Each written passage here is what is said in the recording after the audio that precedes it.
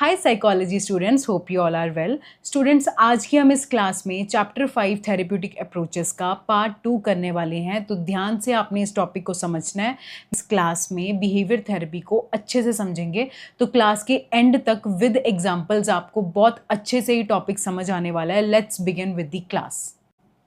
तो स्टूडेंट्स, अगर हम चैप्टर 5 की बात करें, so therapeutic approaches chapter 5 class 12 psychology, already we are done with the part 1 that was been uploaded on the that was been uploaded on this channel. Now let's start with part 2. तो students, हम behaviour therapy को समझने से पहले हमारा एक topic जो part 1 में करने वाला रह गया था उसको अच्छे से देख लेते हैं। Steps in the formation of a clients problem. क्या ऐसे स्टेप्स हैं जो क्लाइंट की प्रॉब्लम को हमने फॉर्मुलेट करना है, उसको समझना है, क्योंकि जब तक आपकी क्लाइंट की आपको प्रॉब्लम समझ में नहीं आएगी आप कोई भी थेरेपी उस पर अप्लाई नहीं कर सकते। You have to understand step by step कि आपके क्लाइंट की क्या प्रॉब्लम है और आपको कौन सी थेरेपी लगानी है। अगर हम सबसे पहले बात करें तो आपको अपने क्लाइंट की, अपने पेशेंट की प्रॉब्लम को समझना है being the therapist. So therapist is able to understand the full implication of distress being experienced by the client. आपके क्लाइंट को डिस्ट्रेस है, दैट्स वाई वो आपके पास आ रहा है, बट उसका वो डिस्ट्रेस का कारण क्या है ये समझना बहुत ज़रूरी है। सेकेंड इज आपने एरियाज को आइडेंटिफाई करना है to be targeted for treatment in psychotherapies. For example, अगर क्लाइंट जो है वो अपनी जॉब को नहीं अच्छे से कर पा रहा है और वो इस चीज़ के चलते अपने सुपीरियर्स को फेस करने में उसे दिक्कत हो रही है, तो यहाँ पर हम उस पर बिहेवियर थेरेपी लगाएंगे, जहाँ पर हम उसे ये समझाएंगे कि भाई तुम्हारे में एंग्जाइटी है और तुम्हारे में असर्टिवनेस स्किल्स का लैक चल रहा है। अगर आपको असर्टिवनेस स्किल्स के बारे में नहीं पता, सो आप चैप्टर 3 के लाइफ स्किल्स वाली क्लास को अच्छे से लगाइए, अच्छे से समझिए, तो आप इस तरीके से अपने क्लाइंट को समझाएंगे। Third is choice of technique for treatment. So choice of technique for treatment की अगर हम बात करें, so choice of technique for treatment में है जिसमें कि थेरेपिस्ट शुड बी ट्रेंड।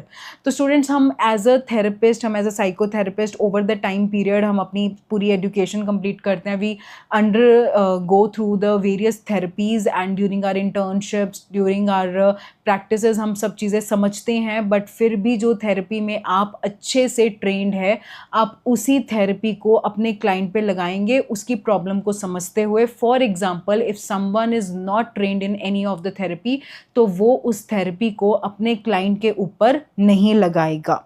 चलिए, तो अब बस ये छोटा सा एक बॉक्स था, अब हम बिहेवियर थेरेपी को समझते हैं। तो बिहेवियर थेरेपी को समझने से पहले आप कोई भी थेरेपी लिख रहे हो, आप बिहेवियर, कॉग्निटिव, ह्यूमनिस्टिक, एग्जिस्टेंशियल और ऑल्टरनेटिव थेरेपी, आप कुछ भी लिख कर आते हो, फर्स्ट लाइन में आपको ये समझना ज़रूरी है कि आपके क्लाइंट को डिस्ट्रेस का कारण क्या है, उसके उस डिस्ट्रेस का कॉज क्या है। तो समझते हैं बच्चे, उसका बिहेवियर फॉल्टी है and because of the thought patterns उसका ऐसा बिहेवियर फॉल्टी आ रहा है। बिहेवियर पर फोकस करेंगे कि अगर बिहेवियर आपके क्लाइंट का सही नहीं है, वो उसे डिस्ट्रेस दे रहा है, वो उसको स्ट्रेस दे रहा है, तो वहाँ पर हमारे काम आती है बिहेवियर थेरेपी।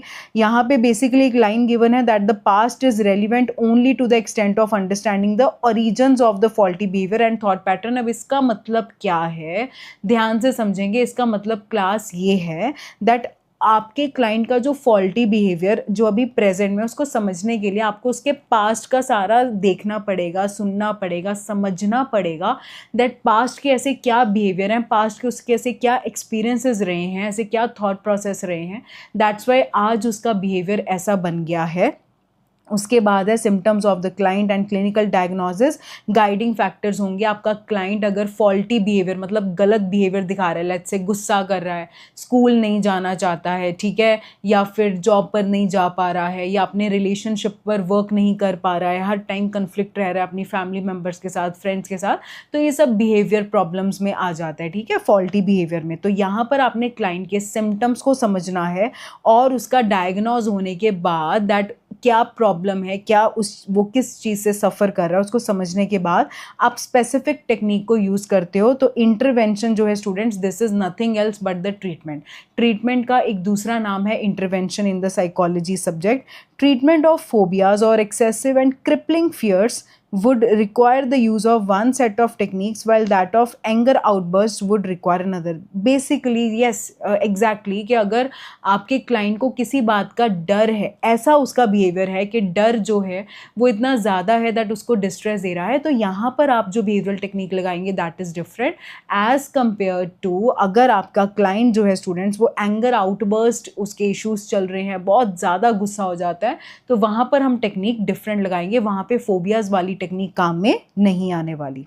तो अब हम मेथड ऑफ ट्रीटमेंट को समझते हैं। ध्यान से समझना, मेथड ऑफ ट्रीटमेंट अभी बिहेवियरल टेक्निक को स्टार्ट करने से पहले आपको सबसे पहला जो काम करना है दैट इज़ इंटरव्यू। आप अपने क्लाइंट का इंटरव्यू करेंगे, आप उस इंटरव्यू के थ्रू उसका बिहेवियर को एनालाइज करेंगे, जिसमें आप 3 बातों को समझेंगे।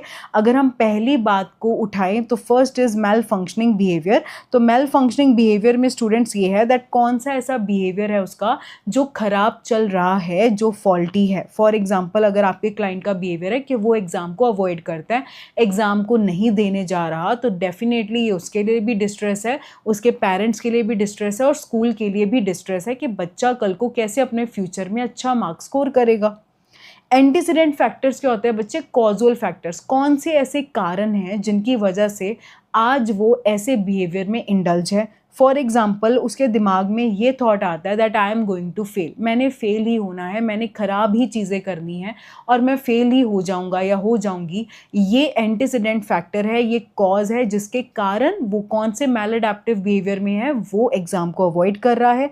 Third is maintaining factor. Maintaining factor मतलब कि ऐसे फैक्टर्स जिन्होंने उसके उस फॉल्टी बिहेवियर को कंटिन्यू रखा हुआ है, जैसे कि वो बच्चा रिलीफ फील करता है जब वो एग्ज़ाम को अवॉइड कर रहा है, वो रिलीफ फील कर रहा है, तो रिलीफ उसके लिए जो है वो मेंटेनिंग फैक्टर बन गया। इस रिलीफ को फील करने के लिए फॉर एग्जांपल एक इंसान स्मोकर है, ठीक है, बहुत ज़्यादा स्मोकिंग करता है, स्मोकिंग करने के बाद उसे रिलीफ फील होता है, तो रिलीफ फील करना इज़ द मेंटेनिंग फैक्टर जिसके चलते वो इंसान उस मेल फंक्शनिंग बिहेवियर में अभी भी है।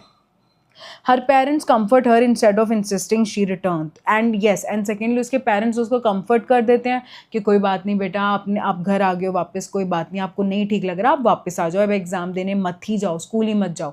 तो उसे इंसिस्ट ही नहीं कर रहे, उसे समझा ही नहीं रहे कि नहीं बेटा एग्जाम देने जाना है, जब वो चीज़ हो ही नहीं रही है, उसको कह रहे कि कोई बात नहीं बेटे आ जा, तो घर पर बैठ जा, क्या चक्कर है, कोई दिक्कत नहीं है, तो डेफिनेटली उसका ये भी मेंटेनिंग फैक्टर बन जाता है। अब हमें 3 फैक्टर्स के बारे में पता चल गया इंटरव्यू करके, दैट मेल फंक्शनिंग बिहेवियर क्या है, एंटीसीडेंट फैक्टर और मेंटेनिंग फैक्टर क्या है। अब नेक्स्ट हमारा वर्क क्या है स्टूडेंट्स के फॉल्टी बिहेवियर को आइडेंटिफाई करने के बाद हमने एक ट्रीटमेंट पैकेज पूरा बनाना होता है, जिसमें कि हम 3 ऑपरेशंस लगाते हैं, 3 नहीं 2 ऑपरेशंस लगाते हैं, antecedent operation and students this consequent operations, ठीक है। एंटीसीडेंट ऑपरेशन और कॉन्सिक्वेंट ऑपरेशन लगते हैं। अब इसको बड़े ध्यान से समझना, आपकी टेक्स्ट बुक में थोड़ी सी कंफ्यूजन क्रिएट की हुई है, तो डिटेल में अच्छे से समझेंगे। एंटीसीडेंट ऑपरेशंस में क्या है? Control behaviour by changing something that preceded such a behaviour. उस बिहेवियर से पहले जो बिहेवियर हो रहा है जिसके कारण वो इंसान उस बिहेवियर में जा रहा है, उसके ऊपर हम कंट्रोल लगाएंगे। जैसे कि साइकोलॉजिस्ट ऐसे बच्चे को रिलैक्स होना सिखा सकता है कि कैसे वो डीप ब्रीदिंग के थ्रू वो रिलैक्स हो जाए, उसका एग्ज़ाम का इन्वायरमेंट थोड़ा चेंज कर दो, उसे क्लासरूम में ना बिठाओ एग्ज़ाम देने के लिए, उसे कहीं और बिठा लो, ठीक है। उसे इनकरेजमेंट दो कि कोई बात नहीं बच्चे, आपका अच्छा होगा एग्ज़ाम, उसको शाबाशी दो, उसे इनकरेज करो। एंड उसके बाद है consequent operation. Consequent operation establishing भी मैं समझाती हूँ, कॉन्सिक्वेंट समझ लीजिए। Consequence happens after the behaviour, it either increases और डिक्रीजेज बिहेवियर। इसका मतलब क्या है कि बिहेवियर में रिया लीव्स द एग्जामिनेशन हॉल, तो कॉन्सिक्वेंट ऑपरेशन में क्या है कि एंग्जाइटी उसकी डिक्रीज हो जाती है और उसके पेरेंट्स उसको कंफर्ट करें।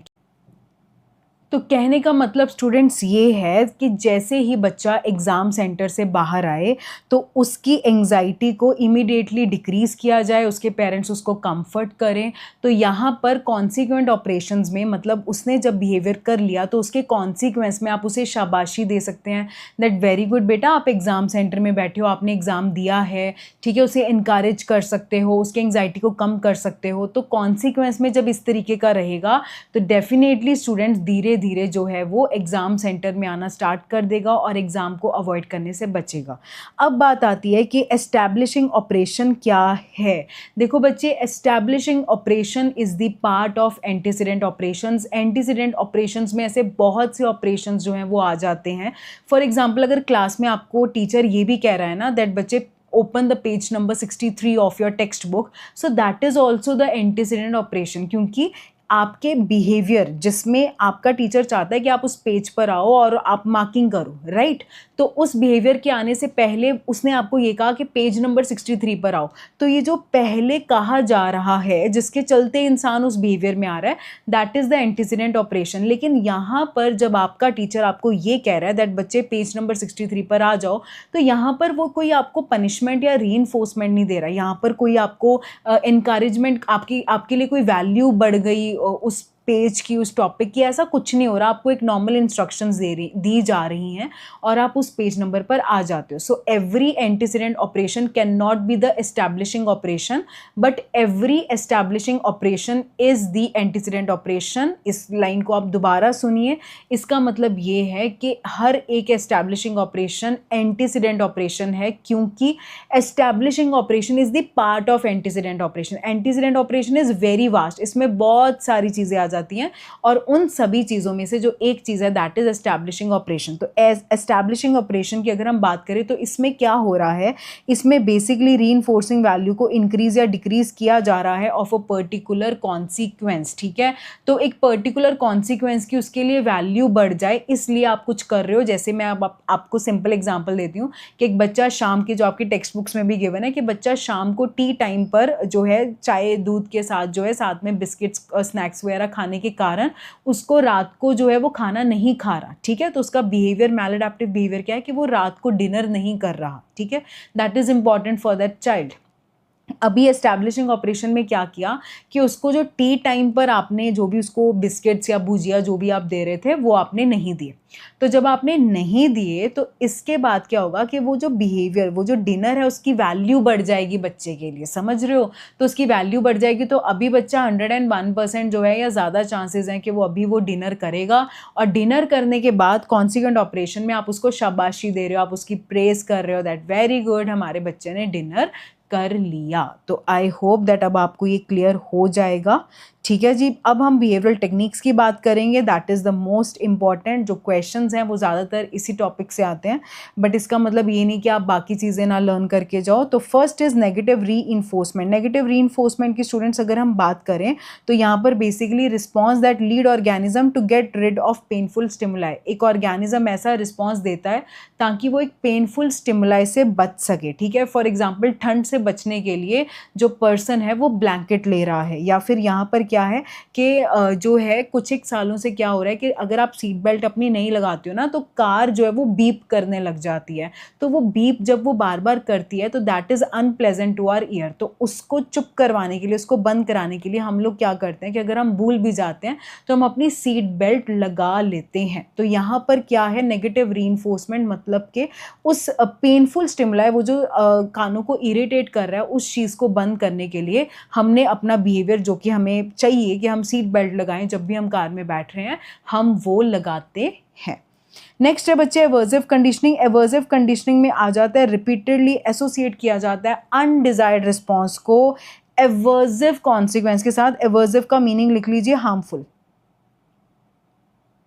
तो हार्मफुल कॉन्सिक्वेंस के साथ आपका अनडिजायर्ड रिस्पॉन्स एसोसिएट किया जाता है। इसका मतलब क्या है, कोई अल्कोहलिक इंसान है, वो बहुत ज़्यादा अल्कोहल कंज्यूम कर रहा है, तो alcohol consumption is the undesired response. Obviously उसके फैमिली मेम्बर्स नहीं चाहेंगे कि वो सारा दिन बैठकर जो है वो अल्कोहल कंज्यूम करे, ठीक है, या सिगरेट्स वगैरह कंज्यूम करे। सो अनडिजायर्ड रिस्पॉन्स में अगर वो इंसान इन सब चीज़ों का कंजम्पशन कर रहा है तो आप क्या करो कि उसको जैसे ही वो कंजम्पशन कर रहा है उस पर एक बहुत बहुत ही बेकार सी ख़राब सी जो मेडिसन है ना उसका स्मेल उसके ऊपर स्प्रे कर दो, या उसको साथ में इलेक्ट्रिक शॉक दे दो जो टेक्स्ट बुक में एग्जाम्पल है, तो आप एसोसिएट कर दो। तो इससे क्या होगा कि हार्मफुल कॉन्सिक्वेंस कि जब भी आप अल्कोहल कंज्यूम करोगे आपको ये इलेक्ट्रिक शॉक दे दिया जाएगा। तो electric shock is the aversive consequence और undesired response is the consumption of alcohol. तो जब उसको एसोसिएट कर देंगे तो इंसान में ये देखा जाएगा दैट वो धीरे धीरे अल्कोहल की कंजम्पशन कम कर देगा, बिकॉज उसकी एसोसिएशन हो जाएगी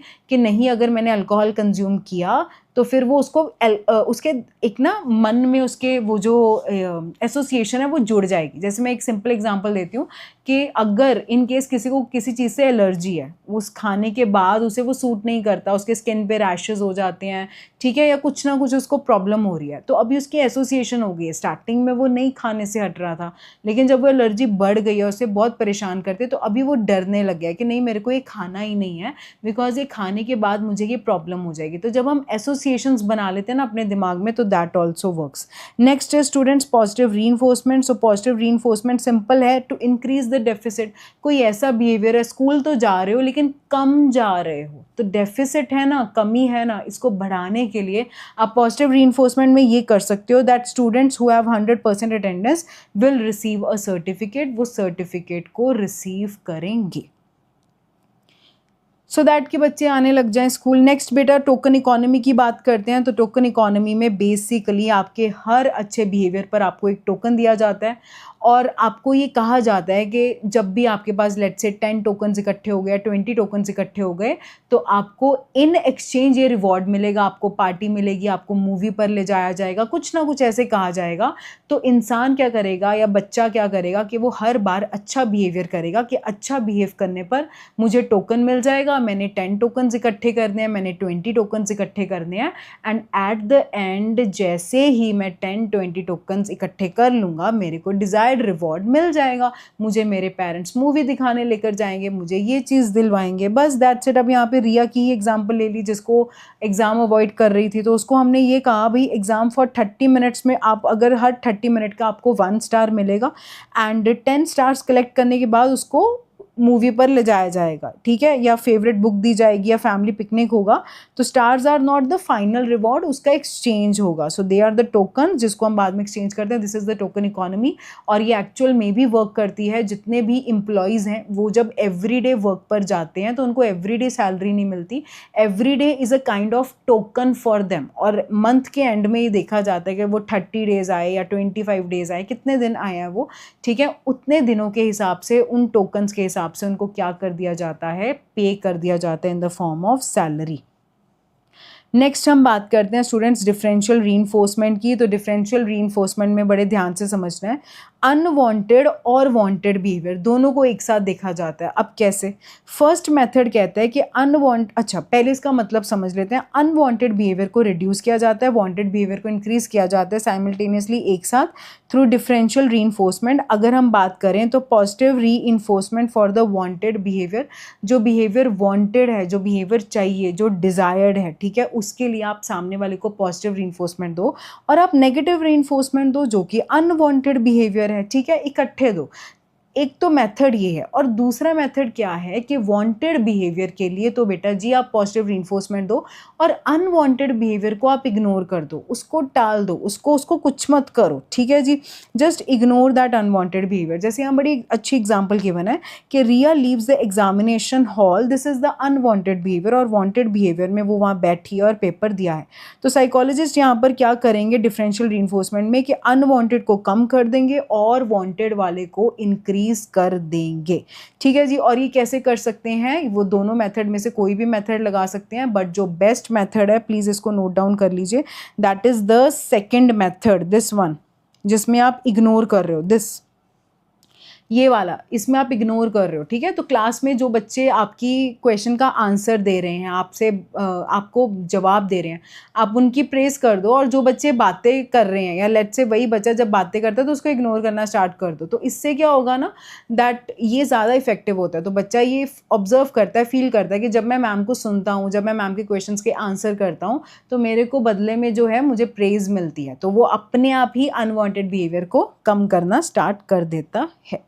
नेक्स्ट बेटे जी सिस्टमैटिक डिसेंसिटाइजेशन पर आएंगे। बहुत इंटरेस्टिंग टॉपिक है, ध्यान से समझो, बिल्कुल भी दिक्कत वाला टॉपिक नहीं है, बिल्कुल कंफ्यूज नहीं होना। वोल्प की बात करते हैं, टेक्निक को डेवलप किया है वोल्प ने, याद रखना है किस चीज़ को ट्रीट करने के लिए, फोबियाज या इरैशनल फियर को। ठीक है, ये दोनों वर्ड्स अपने दिमाग में बिठा लीजिए। तो अगर आपको केस बेस्ड क्वेश्चन आ जाता है और कोई भी फोबिया फियर की बात हो रही है तो वहाँ पर चुप करके कौन सी थेरेपी लगेगी, आपसे थेरेपी पूछा है तो आपको कुछ नहीं सोचना, कुछ ज़्यादा सोचना नहीं, फोबिया या कुछ भी है तो आपको किस चीज़ का ध्यान रखना है, आपको बता देना है सिस्टमैटिक डिसेंसिटाइजेशन को। अब यहाँ पे वर्ड टू वर्ड ना बड़े ध्यान से समझो, स्टूडेंट्स अक्सर कंफ्यूज हो जाते हैं बट कंफ्यूजन की कोई बात ही नहीं है। तो क्लाइंट इज इंटरव्यूड, पहले तो आपने क्लाइंट का इंटरव्यू लेना है to elicit fear provoking situation and together with the client के साथ साथ थेरेपिस्ट को एक हायरार्की प्रिपेयर करनी है। हायरार्की मतलब कि एक सीक्वेंस, ठीक है जी, एक सीक्वेंस प्रिपेयर करो जिसमें लीस्ट एंजाइटी प्रोवोकिंग स्टिमुलाई को बॉटम पर रखना है। तो लीस्ट, लेट्स से अभी उसका इरेशनल फियर है लीजर्ड्स का फॉर एग्जांपल, तो उसके लिए लीस्ट एंजाइटी प्रोवोकिंग सिचुएशन क्या है, उसके लिए कौन सी ऐसी सबसे कम मतलब सिचुएशन ऐसी जिसमें उसको सबसे ज़्यादा कम एंजाइटी होगी, अगर लेजर लेट्स से साथ वाले रूम में, उसके रूम में नहीं है। तो आप एक हायरार्की, आपने हायरार्की का मतलब होता है सीक्वेंस।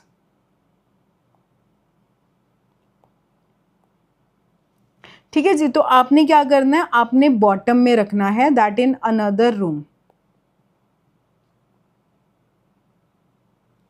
दूसरे साथ वाले रूम में। ठीक है जी, अब इससे और थोड़ा सा और बढ़ाते हैं। अभी इसमें क्या हो रहा है दैट लेट्स से वो कह रहा है कि थोड़ी सी ज़्यादा एंजाइटी मेरे को होगी अगर वो मेरे रूम में आ जाएगी, सो इन माई रूम। तो ये आप इंटरव्यू से पूछ रहे हो, फिर आप कह रहे हो कि आपको इससे थोड़ी और एंजाइटी ज़्यादा कब होगी, तो कह रहे हैं कि जब वो मेरे पास पास पास पास आती जाएगी और धीरे धीरे मेरे कंधे पर आ जाएगी, मेरे फेस पे, मेरे सिर पे आ जाएगी, तो मेरी एंजाइटी जो है वो बढ़ती जाएगी। तो आपने वैसे ही हायरार्की में बना लेना है that another room, my room. ठीक है, फिर आप लिख लो जी माई वॉल, जिस वॉल के पास में मैं हूँ वहाँ पर अभी जैसे मैं हूँ, तो अगर वो कह रहे हैं यहाँ चेयर पर आकर बैठ गई है तो then my chair, then my shoulder. समझ गए, तो ये एंजाइटी बढ़ रही है। इस तरीके से आपको हायरार्की बनानी है, समझ आ गई। Therapist relaxes the client and ask the client to think about the least anxiety provoking situation. Please ध्यान से समझिए, पहले आपने क्लाइंट को रिलैक्स कराना है। एक एक वर्ड का बहुत ज़्यादा मतलब है, मार्क्स मत कटवाना, इसको ध्यान से सुनो। क्लाइंट को पहले रिलैक्स कर दो, डीप ब्रीदिंग करवा दो, रिलैक्सेशन करवा दो, एकदम वो रिलैक्स है, काम है। अब उसको इमेजिन करवाओ सिचुएशन को, और इमेजिनेशन करवानी है लीस्ट वाले से, पास वाले नहीं कि सोच तेरे सिर पर बैठी है। स्टार्टिंग ऐसे नहीं करनी, स्टार्टिंग ऐसे करनी है जस्ट इमेजिन कि लीजर्ड जो है वो साथ वाले रूम में है। एंड क्लाइंट को ये कहना है कि आपने उस फियरफुल सिचुएशन के बारे में सोचना बंद कर देना है as soon as slightest tension is feel. तो उसको हल्की सी भी टेंशन फील हो रही है, उसको साथ ही कहना है दैट स्टॉप थिंकिंग। अगेन उसको रिलैक्स कराओ, अगेन उसको इमेजिन करवाओ। इस तरह इमेजिनेशन में ही स्टूडेंट करते करते आपने उसको सिस्टमैटिकली डिसेंसिटाइज कर दिया टूवर्ड्स द फियर, काफ़ी ज़्यादा उसका फियर कम कर दिया। तो बस हो गई ये थेरेपी, सिस्टमैटिक डिसेंसिटाइजेशन। ठीक है जी, क्योंकि देखा जाए ना तो जो हमारा डर है, हमारा वहम है, वो हमारे ख्यालों में होता है। ठीक है, अगर अभी मैं आपको कहूँ कि आप अभी अपने रूम की लाइट्स ऑफ कर लो और आप इमेजिन करोगे आपके बिल्कुल साथ बगल में आपके भूत बैठा है, और सच में बैठी है, एक आत्मा बैठी है, और ये आत्मा सच में बैठी है, और लाइट सारी ऑफ कर दो, तो ये थॉट ही आपको इतना डरा देगा। ठीक है, या कोई भी थॉट है, आप हॉरर मूवी देखते हो उसके बाद आप डरे हुए होते हो, कोई नहीं है आपके घर में, कोई भूत प्रेत कुछ नहीं है, बट ऐसा क्यों होता है कि हॉरर मूवी देखने के बाद डर लगने लग जाता है? तो it's just all about our imaginations, all about our thoughts कि हम कैसे करते हैं।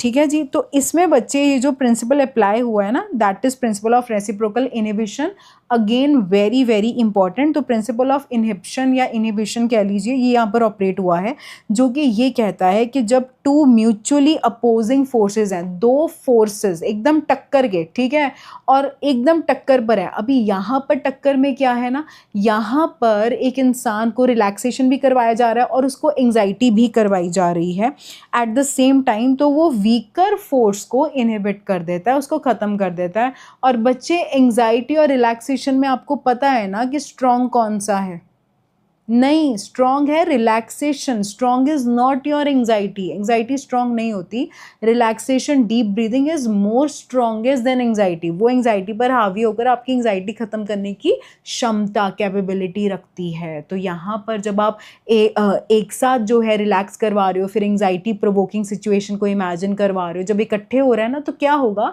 कि एंग्जाइटी जो है वो वीकर है तो वो कम पड़ जाएगी और रिलैक्सेशन जीत जाएगी। तो इसलिए रिलैक्सेशन रिस्पॉन्स को पहले बिल्डअप करवाना है और फिर थोड़ा सा जो एंग्जाइटी प्रोवोक करे ऐसे सीन को इमेजिन करवाओ, तो धीरे धीरे यू विल फील कि एंग्जाइटी को कौन हरा रहा है, रिलैक्सेशन हरा रही है।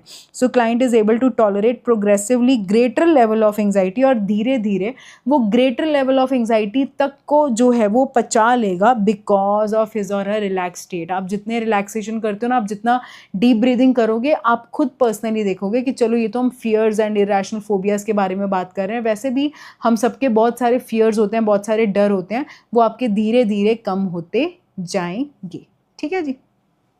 उसके बाद स्टूडेंट्स हम बात करते हैं नेक्स्ट मॉडलिंग और विकेरियस लर्निंग की। So this is the last topic of this class. तो इसमें basically learning by observing other is used and through a process of rewarding small changes in the behaviour.